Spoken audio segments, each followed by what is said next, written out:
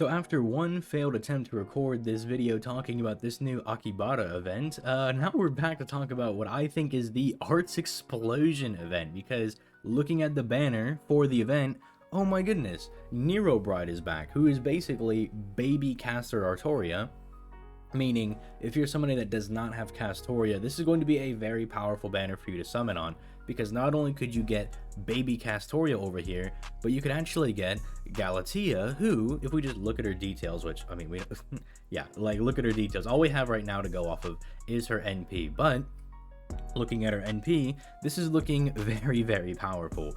She's a single target arts berserker who has this effect right here. Increases her NP damage for every time that she uses her NP for 3 turns. So what this tells me is that she should not only just be oh, it's an art servant when we're in the arts meta, that's really good, but this is telling me that she should be very capable of looping her NP, because this is the exact same effect that Shiro Muramasa has right now, where every time he uses his NP, he actually gets stronger every single time because he's stacking arts and NP damage every single time, right? So he's getting better and better with each NP. She's doing the same thing. And she's also just got this nice little effect where she's reducing NP gauge for the enemy. So that on an arts servant for challenge quests is going to be insane, because not only are you basically locking down your opponent's NP every single turn, but you're also getting stronger and doing more damage every turn. And she's a berserker, so she's going to be good against any type challenge quest. You can bring her to whatever you want and you're going to go clap cheeks. So she's already looking like she's going to be a very, very powerful servant. And then not only that, Nero Bride is on not rotation, but is on right up with her, which if you do not have Castoria, I would say Nero Bride is a must summon, because people were already looping with art servants using Nero Bride by herself. If you have Nero Bride and you bring a friend Castoria, you're going to loop just fine, because if you look at these skills, they're just baby versions of Castoria's skills. She's giving NP gen of 45% for 3 turns, giving a 30% battery. She's giving a very solid attack buff. I think that's actually higher than Castoria's charisma, which is 30%. She's giving art servants the ability to actually gen stars as well, because if you don't know, arts cards do not actually have a value to gen stars naturally. You need to buff them significantly to give them that ability to gen stars, and it's just something really good that Nero Bride is doing. And then finally, there's a heal and a small defense. That's kind of a small little thing. And then unfortunately, her NP doesn't have a support effect or anything. That would actually make Nero Bride really, really good. But you can use her as a support DPS, where she just dumps all of her buffs onto whoever you want to farm with, or whoever you really want to support in a challenge quest. And she's very, very good. Or you can just turn Nero Bride herself into the bomb and have her kill everything, because she's quite solid. I think her only drawback is that she only has 2 hits on her NP, but considering that she's gonna have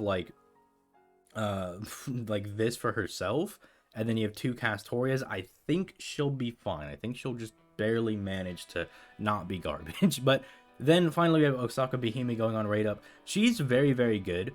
I really like her niche as an assassin support type unit, because most supports are casters and they get blown up by riders, and Osaka-hime is well, I'm an assassin, I can't get blown up by riders.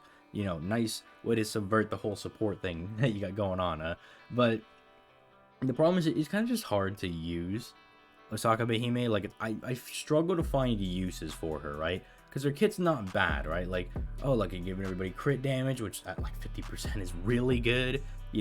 Having the ability to charge somebody's battery, very good. Being able to reduce an enemy's defense and remove their debuffs is very good in challenge quests. And then giving 30% quicken buster for 3 turns, very, very good, as well as a solid defense buff. Just very, very good. She's a very solid servant. I struggle to find uses for her. I know you can do some soloing memes with her, because you can loop her NP, and if you get 3 stacks of that and you have her first skill, I believe, yeah, then you basically just take 0 damage, because you have 90% defense. So that's the banner. The banner is very, very solid. Actually, the CEs down here, I wanted to list this one right here ignores defense buffs. This is very, very good.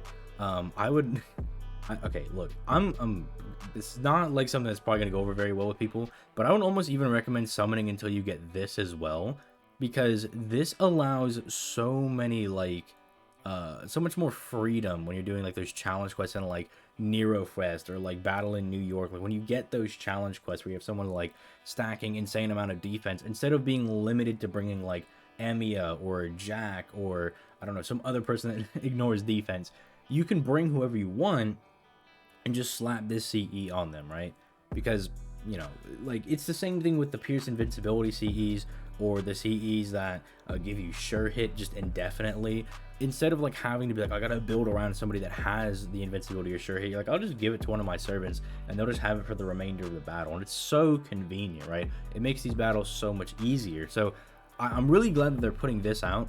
The big stack defense type bosses are a bit rarer, but it's still going to be good to have this ability to just like pull this out. I would also like to mention that like I think this could be really good if like when you max limit break it, it goes to like 5% NP per turn, 5% buster, and 15% NP damage.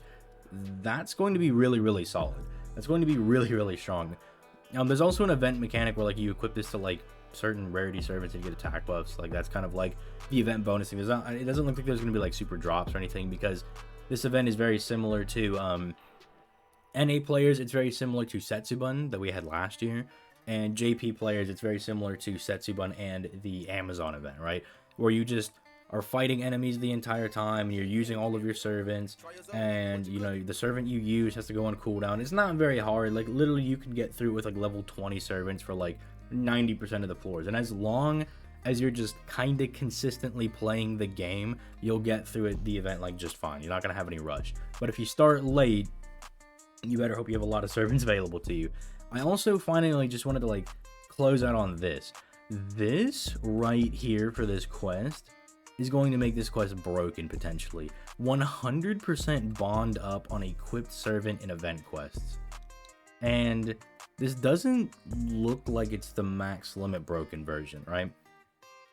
So if I can have 5 of these, like 5 or 4 of these during this event, and I can just stack my party with these, it's going to be broken, right? It's going to be mad broken, especially if you already have servants that are bond 10, you're getting them to like 11, 12, 13, 14, 15. Like each of those milestones gives you 30 Saint Chords. So this could actually be a really good event to like farm bond and thus like farm Saint Chords. So let me know in the comments down below what you guys are thinking about this event. I'm really excited for this. I think Galatea has very high potential. This event has like really good potential to be like just the arts explosion event, but we'll see how they do with what they do with Galatea. Nero Bride already being on the banner though is already a huge W. We recommend people to summon for that, especially if you do not have Caster Artoria, but we'll see how good Galatea is in the next coming days. With all that being said, I'm gonna go ahead and get out of here. You guys have yourselves a nice day. Peace. Late, guys.